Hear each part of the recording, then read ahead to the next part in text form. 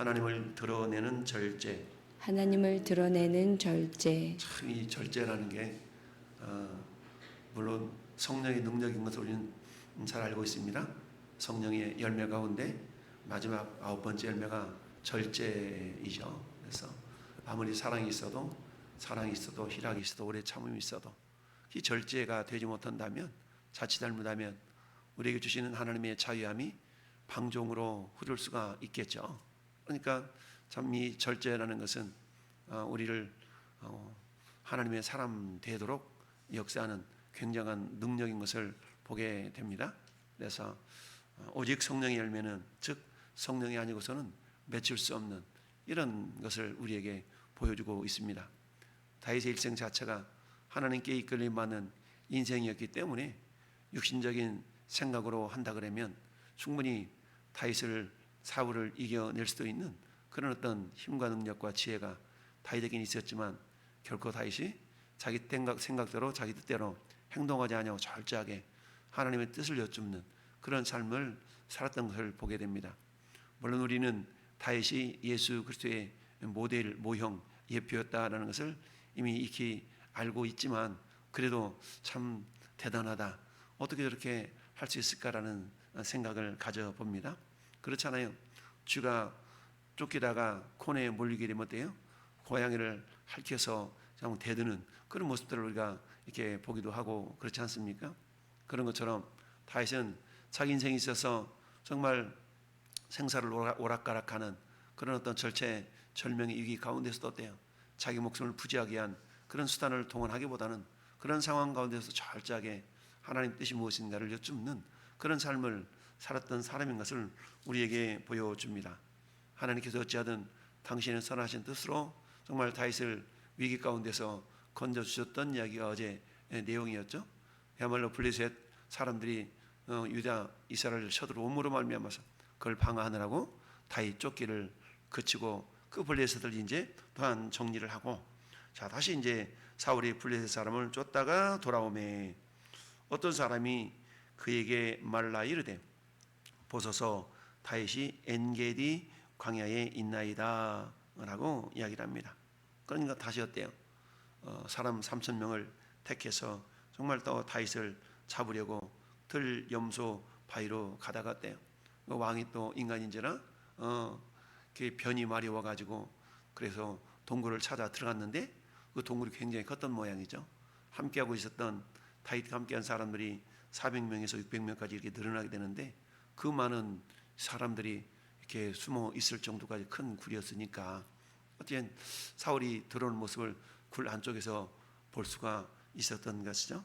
자, 그래서 거기서 뒤를 보고 있는, 이를 보고 있는 그런 사울을 향하여 다윗과 함께했던 사람들이 뭐예요? 야, 드디어 하나님이 기회를 주셨다. 그러니까 빨리 내 손으로 저 사람을 어떻게 해라 라고 함께하고 있는 사람들이 다윗을 충동질을 합니다. 그런데 어때요? 다윗은 그런 어떤 함께한 사람들의 그런 충동질에도 불구하고 가만히 사울의 겉옷자락만 베었다. 근데 그 겉옷자락을 벤 것으로 인하여서 마음이 참 괴로워하는 것을 보게 되는데요. 그러면서 6절에 자기 사람들이 이르기를 내가 손을 들어서 여호와의 기름 부음 받은 내 주를 치는 것은 여호와께서 금하시는 것이다. 결국 하나님께서 당신이 기름 부어 세운 당신의 종은 당신이 해결을 하도록 해야지, 굳이 내가 우리 생각으로 어떻게 해결하려고 하는 것은 하나님이 기뻐하신 일이 아니다라고 철저한 하나님의 주권을 인정하는 그런 삶을 살고 있는 것을 보게 됩니다. 자, 그렇습니다. 절제라는 것은 약함이 아니라 결국 뭡니까? 하나님을 신뢰하는 믿음의 표현이다 라고 말할 수가 있습니다. 결국 그리스도 예수를 닮아가는 거룩한 성도였던 능력이다 라고 말할 수가 있는 것이죠. 우리가 오직 성령의 열매에서 9번째 열매가 절제라는 것은 결국 뭡니까? 성령의 열매는 예수 그리스도의 인격을 드러내는 그런 모습이라고 할 수가 있겠죠. 그러니까 나를 통해서 절제 열매가 맺혀진다는 얘기는 결국 뭡니까? 주님을 닮아가는 거룩한 성품의 모습이 결국 빚어져 가고 있다라는 것을 우리를 통해서 확인해 볼 수가 있는 것이죠. 이처럼 주님을 드러내고 주님을 닮아가기 위한 그런 절제 모습은 뭐니 해도 내 힘의 그 타이밍을 내려놓을 수 있는 절제라는 것이죠.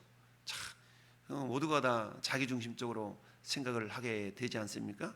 심지어 도둑질하는 도둑놈들도 어때요? 맞아, 이게 천스야 이러면서 자기 욕심을 채우는 그런 기회로 도둑질하는 그런 것을 삼을 수가 있는 것이죠. 우리 모든 인간들은 그야말로 죄성이기 때문에 모든 사람은 대부분 다 자기중심적인 생각을 할 수밖에 없죠. 그러나 그런 인간들의 모습 속에서 결국 예수 그리스도를 구주로 믿고 사는 삶의 모습은 어떻습니까? 자기중심적인 삶에서 그래도 주님 중심의 삶으로 그 삶의 패턴이 조금씩 바뀌어 가는 것이죠. 이것을 보통 우리는 성화, 인격이 또 주님을 닮아간다 라고 말할 수가 있는 것이죠. 그러니까 성경에서 어린 아이, 어른이라는 것을 말씀하고 있을 때에 어린아이와 어른의 차이는 뭡니까? 어린아이는 자기중심적이다라고 말할 수가 있죠. 근데 장성한 믿음이 자라고 있다는 증거는 그래도 하나님 중심의 생각, 하나님 중심의 말, 하나님 중심의 행동이라는 것을 볼 수가 있죠. 내가 이렇게 말을 한다면, 내가 이렇게 행동을 한다면 하나님이 어떻게 기뻐하실까라는 생각을 하면서 말하고 행동하는 사람은 믿음이 자란 장성한 사람이다라고 말할 수가 있는 것이죠. 이처럼 다윗은 사울 왕을 처치할 수 있는 그런 기회가 있었음에도 불구하고 그들 자기 문제 해결의 기회로 삼지 않냐고 그것마저도 하나님께 내어 맡기며, 왜? 그는 하나님으로부터 기름 부음 받은 사람이기 때문에 하나님께서 해결해 주셔야 되는 것이지 내 뜻대로 해결하려고 하지 않았다라는 얘기입니다. 그렇습니다. 참된 절제는 내 손으로 내 문제를 해결하려고 하는 그런 어떤 수단을 동원하기보다는 결국 하나님께 하나님의 뜻을 여쭈며 하나님께 내어 맡겨 드릴 수 있는 그런 하나님의 때를 기다리는 그런 믿음의 사람이다라는 것을 우리가 볼 수가 있습니다.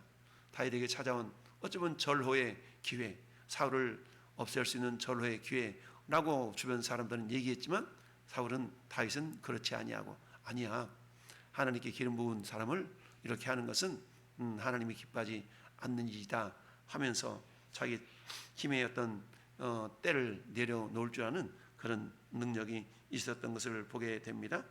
잠언서 16장 32절 말씀에 노하기를 더디하는 자는 용사보다 낫고 자기의 마음을 다스리는 자는 성을 빼앗는 자보다 낫다라고 말씀하고 있습니다. 그렇죠. 내 힘을 통제하고 내 마음을 다스리고 절제할 수 있는 그런 사람은 세상의 어떤 승리보다 더 고귀하다라는 것을 우리에게 말씀해 주고 있습니다. 여러분, 사도 바울도 로마서에서 이렇게 말씀하고 있어요. 12절 9절에 내 사랑하는 자들아 너희가 친히 원수를 갚지 말고 하나님의 진노하심에 맡기라. 기록되었을 때 원수가 없는 것이 내게 있으니 내가 갚으리라 하고 주께서 말씀하셨느니라. 그 때라는 것을 내가 정하지 아니하고 하나님께 내어 맡겨 드릴 수 있는 그런 어떤 절제, 이 절제를 위해서는 어떻습니까? 때로는 인내해야 되고 오래 참음이 필요하고 또는 어때요? 사랑의 마음이 있어야 되고, 그러니까 9가지 성령의 열매가 맺혀지는 그런 과정 속에서 8가지 열매가 맺혀진 이후에 라이사야 절제라는 순서가 나오는 것처럼 그 앞에 있는 요소들이 먼저 우리 가운데 드러날 때에 절제 열매도 맺혀질 수가 있다라는 것을 우리가 알 수가 있습니다. 두 번째는 그야말로 하나님의 주권을 인정할 수 있는 그런 절제 모습이다라고 말할 수가 있습니다. 오늘 6절 말씀을 보니까 자기 사람들에게 이르되 내가 손을 들어 여호와의 기름 부음 받은 내 주를 해치는 것은 여호와께서 금하시는 것이다. 그는 여호와의 기름 부음을 받은 자가 됨이니라 라고 말씀을 하고 있습니다. 그렇습니다. 다윗이 사울을 죽이지 않는 본질적인 이유는 사울의 인격이 훌륭해서도 아니고 사울의 능력이 출중해서도 아니라 그건 결국 여호와의 기름 부음 받은 자였기 때문이다 라고 말하고 있습니다. 그렇습니다. 다윗은 사울의 악함보다는 그를 왕 위에 세우신 그 하나님의 주권과 권위를 더 인정해 드리는 그런 믿음의 사람이었던 것을 보게 됩니다. 그렇습니다. 절제라는 것은 내 감정이나 눈앞의 상황에 반응하기보다는 보이지 않는 하나님의 손길이 모든 것을 다스리고 계심을 즉 하나님의 주권을 인정하는 믿음에서 나오는 성령의 열매다라고 말할 수가 있는 것이죠. 우리 삶 속에서 마주하는 어떤 부조리한 그런 환경 속에서도 우리가 보복하거나 이렇게 맞대어 싸우는 그런 것들이 아니라 결국 하나님의 최종 재판장임을 믿고 주님께 내어 맡기는 그런 절제를 통하여서 우리가 어때요? 야, 저 사람 확실히 달라. 우리를 통하여서 예수 그리스도의 빛이 드러나는 그런 놀라운 은혜가 있게 된 줄로 믿습니다.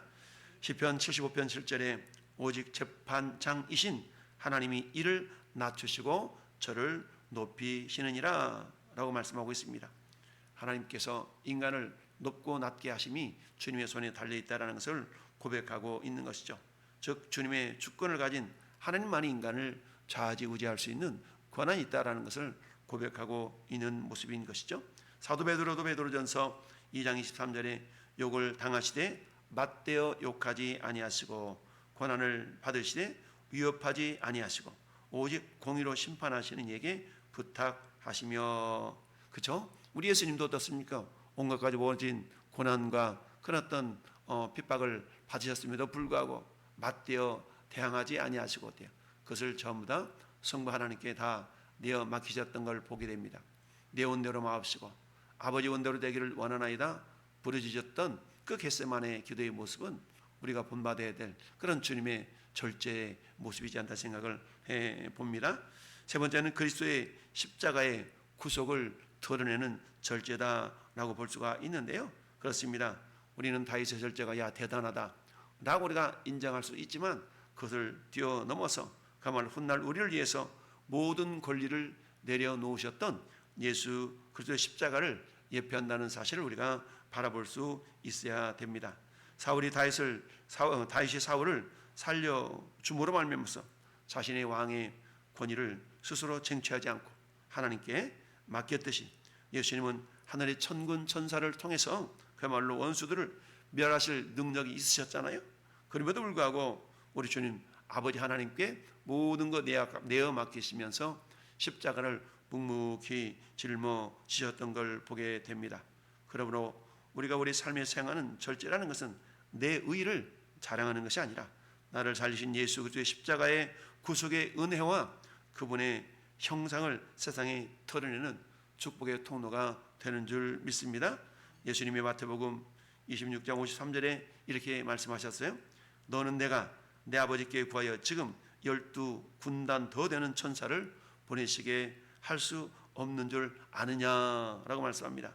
십자가 앞에서 예수님이 힘이 없어서가 아니라 구원을 성취하시기 위하여 철저히 절제하셔서 우리에게 보여주는 믿음의 고백인 것을 보게 됩니다. 사도 바울도 빌립보서 2장 8절에서 사람의 모양으로 나타나사 자기를 낮추시고 죽기까지 복종하셨으니 곧 십자가에 죽으심이라 라고 말씀합니다. 우리 예수님은 인류 구원을 위하여서도 철저하게 자기의 목숨마저도 십자가에서 내려놓으시면서 절제하시는 그런 모습을 우리에게 보여주셨던 것입니다. 그렇습니다. 우리가 잘 아는 사랑의 원자탄이라는 손양원 목사님을 우리는 잘 알고 있습니다. 그야말로 자기 두 아들 동인과 동신이를 죽였던 그 사람을 자기 양자 삼고 그야말로 그 자녀를 또한 공부시켜서 목사를 만드는 놀란 그 사랑의 모습, 이걸 바라보게 되는데요. 참 어떻게 저럴 수가 있을까? 다윗도 역시 어떻게 저럴 수가 있을까? 우리는 그렇게 생각할 수 있지 않습니까?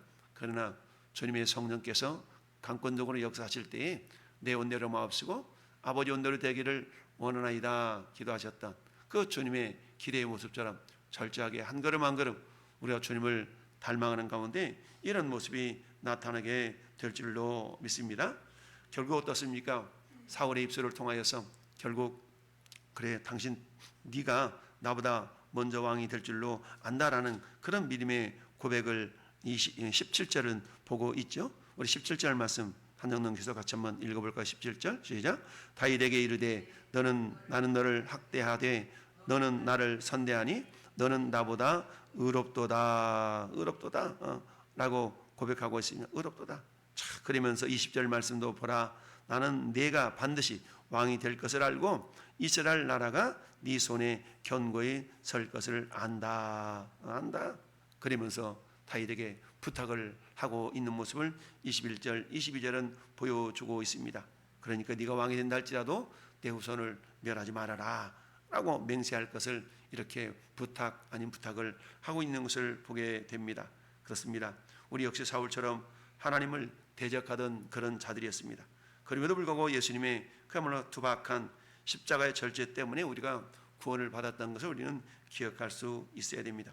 오늘 하루 내 감정과 세상의 그런 타이밍을 내려놓고 하나님의 주권을 온전히 신뢰함으로 오늘도 우리의 삶의 절제를 통해서 오직 살아계신 그 하나님의 의와 진리가 우리를 통해 나타나서 세상 사람들이 우리를 바라볼 때 야, 예수 믿는 사람은 역시 달라 라고 다른 모습들이 우리를 통해 나타나야만이 그들에게 복음을 증가할 수 있는 기회가 더욱더 생겨나게 될 줄로 믿습니다. 믿는 사람과 믿지 않는 사람의 차이가 무엇이겠습니까? 이런 모습들을 통해서 우리 복음이 더욱더 증거되어지고 여러분 영혼들이 주께로 돌아오는 그런 기회로 우리가 귀하게 쓰임받을 줄 믿습니다. 오늘 하루 우리의 그런 어떤 절제의 삶을 통하여서 하나님 뜻을 이루어드리는 복된 하루가 될 수 있기를 예수님의 이름으로 축원합니다. 아멘.